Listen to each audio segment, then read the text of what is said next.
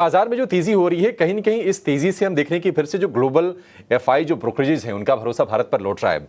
दो दिग्गज brokerage houses की भारत पर स्ट्रेटजी आई है, वो है मॉर्गन स्टैनली और मैक्वायरी।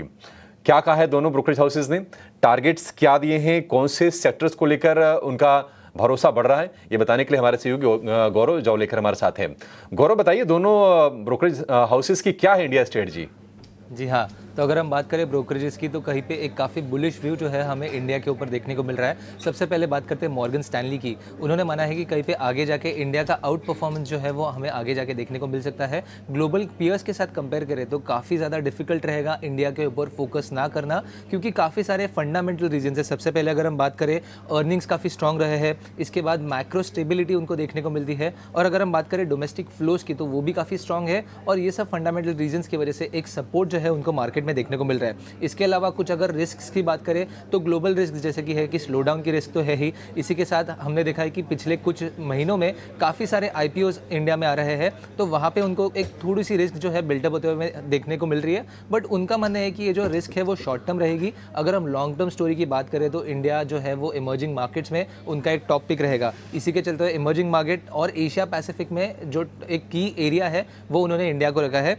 इसके अलावा उनका मानना ये भी है कि 2025 जो है, जो अगला साल रहेगा, वहाँ पे कहीं पे जो पहले हमने देखा था कि टॉप डाउन अप्रोच की वजह से काफ़ी सारे जो आउट परफॉर्मेंस है वो मिल रहे थे, उनका मानना यह है कि 2025 में कहीं पे जो स्टॉक पिकिंग है वो काफ़ी ज़्यादा इंपॉर्टेंट रहेगा। बट इसी के चलते हुए कहीं पे इमर्जिंग मार्केट के सेगमेंट में एक बेस्ट परफॉर्मिंग सेगमेंट के हिसाब से वो इंडिया को देखते हैं। अगर हम बात करें बीएससी सेंसेक्स की तो वहाँ पर भी एक बुलिश व्यू उनकी तरफ से आ रहा है। उनका मानना है कि कहीं पे आगे जाके 14% का अपसाइड उनको बेस केस में ही देखने को मिल रहा है। अगर हम सेंसेक्स की बात करें तो उन्होंने एक टारगेट दिया है 93,000 का, जो उनका मानना यह है कि बेस केस सिनारियो में ही दिसंबर 2025 तक अचीव हो सकता है। और अगर हम बुल केस के साथ जाए तो ये जो सेंसेक्स है वो 1 लाख भी क्रॉस कर सकता है, ऐसे उनका मानना है।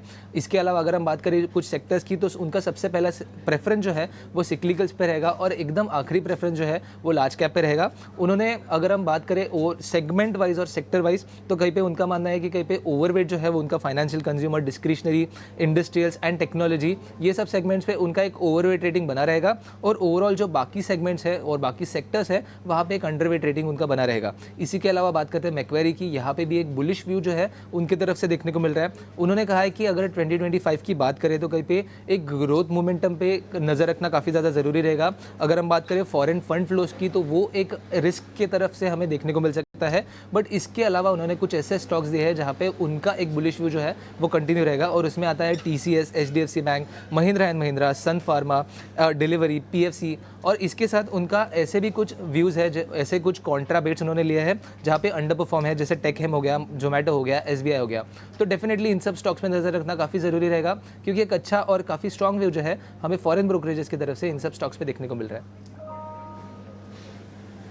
ठीक है, तो मैक्वारी की जो तेजी वाली जो लिस्ट है ना, वो देखिए बड़ी इंटरेस्टिंग है, और इंटरेस्टिंग इसलिए क्योंकि उसमें बड़े स्टॉक्स हैं, टीसीएस, एचडीएफसी बैंक, सन फार्मा, इसके अलावा एमएनएम, ये कुछ शेयर्स हैं जो बाजार के वैसे भी काफ़ी जाने माने स्टॉक्स हैं, और फिलहाल अगर हम देखें तो टीसीएस, एचडीएफसी बैंक का परफॉर्मेंस भी काफ़ी अच्छा रहा है। गौरव, बहुत शुक्रिया ये रिपोर्ट्स बताने के लिए और दर्शकों को अवगत कराने के लिए कि अच्छा क्या व्यूज़ बन रहे हैं भारतीय बाजारों को लेकर।